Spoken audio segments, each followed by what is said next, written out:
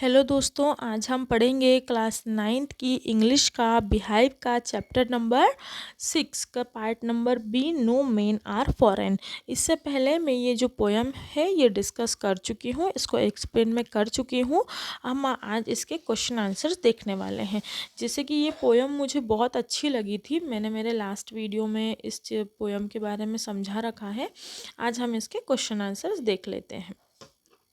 अच्छा, फर्स्ट हमारा क्वेश्चन है, beneath all uniforms what uniforms do you think the poet in speaking about. इसका जो सेकंड है, how does the poet suggest that all people on earth are the same. मतलब कवि किस प्रकार से सुझाव देता है कि धरती पर सभी लोग एक हैं, और इस यूनिफॉर्म के बारे में कवि क्या कहना चाहता है। तो फर्स्ट वाले का तो आंसर है, the poet speaks about the various dresses that people of various countries wear but beneath them the human body is same. कवि कहता है कि अलग अलग देश के जो लोग हैं वो अलग अलग कपड़े पहन सकते हैं, पर कपड़ों के अंदर जो इंसान है, उनका जो शरीर है, उनकी जो आत्मा है वो बिल्कुल एक जैसी है।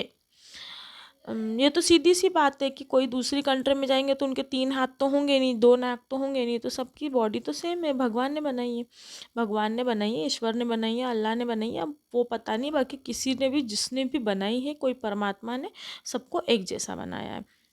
The poet says the no, second वाला जो हमारा था कि पोएट क्या कहना चाहते हैं, तो वो भी सुनिए आप।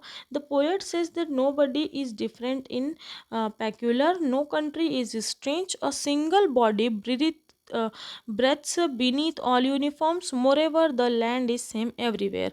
कवि क्या कहता है कि कोई भी अलग नहीं है, कोई भी अजीब नहीं है, सब क्या है, एक जैसे हैं। कोई भी देश हमसे अलग नहीं है, और किसी भी तरह के कपड़ों से क्या नहीं हो सकता, हम अलग अलग नहीं हो सकते। हमारी आत्मा जो है वो बिल्कुल एक जैसी है, क्योंकि हर जगह ज़मीन भी क्या है, मतलब पृथ्वी तो एक ही है उस हिसाब से। सेकेंड वाला जो हमारा क्वेश्चन है वो है, in stanza first find 5 ways in which we all are like, pick out the words.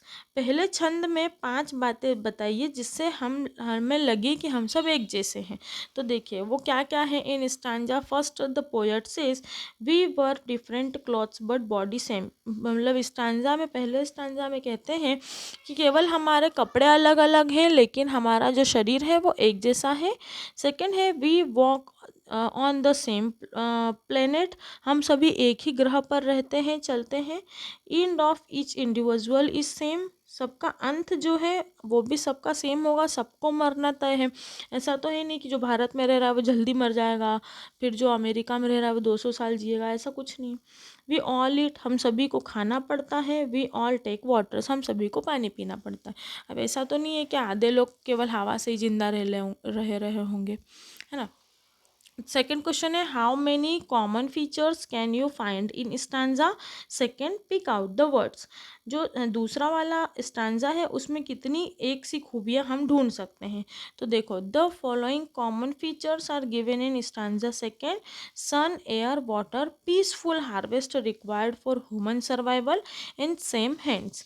उसमें क्या क्या कहा गया है, सूरज है, हवा है, पानी है, इंसानों को जिंदा रहने के लिए एक फसल उगाना रहती है, और हाथ, सारी चीज़ें एक जैसी है, सभी को एक जैसा मिलता है। उसके बाद हमारा फोर्थ वाला क्वेश्चन है, what ever I whatever we are told to hate our brothers, when you think this happen, why, who tells us should you do as we are told as such time, what does the poet say। हम जब हमें दूसरों से घृणा करने के लिए कहा जाता है तो आप क्या सोचते हैं, ये कब होता है, क्यों होता है, हमें कौन कहता है ऐसा करने के लिए, ऐसे समय में हमें क्या हमें वो करना चाहिए जो हमें कहा जाता है, कभी क्या कहना चाहता है, वो सब कुछ बताओ। तो देखिए क्या है कि some time some selfish people instigate the innocent people to harm others. कभी कभी कुछ स्वार्थी लोग क्या करते हैं, दूसरों को नुकसान पहुंचाने के लिए भोले भाले लोगों को भड़का देते हैं। They do it all our their own benefit, वो सभी खुद के फायदे के लिए करते हैं। The common man does not understand their tricks and start hating these fellow human beings। तो कुछ बेचारे भोले भाले लोग होते हैं, उनको समझ में नहीं आती उनकी चालाकी, और वो क्या करते हैं, दूसरों के प्रति घृणा करने लग जाते हैं। They tell them to cause riots, वो क्या करते हैं, दोनों के बीच में दंगा करवा देते हैं। The poet says that one should not follow anybody advice without thinking over it. तो पोएट कहता है कि हमें किसी की भी बात को ऐसे ही नहीं मान लेना चाहिए, पहले हमें उसका खुद पे भी सोचना चाहिए कि यार ये तो मेरे को बोलेगा कि जा जाके कुएं में कूद जा, तो क्या कूद जाऊंगा क्या। इसलिए अगर कोई कह रहा है कि ये इंसान बेकार है, तो पहले आप अपने नज़रिए से उसको देखिए, अपने नज़रिए से उसको समझिए, उसके बाद किसी पर भरोसा कीजिए। The poet repeatedly says there is no different in them and foreigners, they people of the entire world are the same. कवि बार बार कहता है कि हम में और दूसरे देश के लोगों में कोई अंतर नहीं है, पूरी दुनिया के लोग एक समान हैं। मतलब पोएट, तो यहाँ पर जो पोएट है ना, उनकी सोच मुझे बहुत बढ़िया लगी। अब ये व्यक्ति की सोच पर निर्भर करता है। अभी भी मतलब कुछ लोग वीडियो देख रहे होंगे, उन्हें शायद मेरी बात ये नहीं अच्छी लगी हो, पर अब मेरे मन में था तो मैंने बोल दिया। इसके बाद अदर इम्पोर्टेंट क्वेश्चंस जो हैं वो हम देख लेते हैं। How does the poet prove that there are no foreign countries, कवि कैसे प्रमाणित करता है कि कोई भी देश अलग नहीं है। Answer, the poet says that everyone share the same sun, earth and air, they have the same body structure, so there should be no biased attitude toward anyone. कवि कहता है कि सूर्य सभी के लिए एक है, पृथ्वी एक है, और सब जगह एक जैसी हवा है।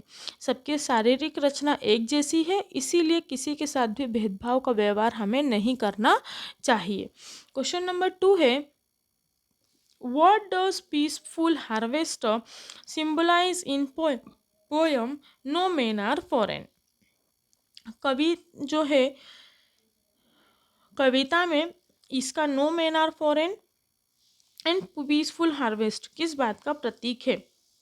Answer, they symbolise happiness and prosperity, यह खुशियों और समृद्धि का प्रतीक है। तो यहाँ पर जो है हमारा chapter no men are foreign, मतलब कोई भी व्यक्ति हमसे अलग नहीं है, ये चैप्टर यहाँ पर फिनिश होता है, जो कि 6 चैप्टर का सेकेंड वाला पार्ट था। इसके बाद हम चैप्टर नंबर 7 पढ़ेंगे, रीच फॉर द टॉप। अगर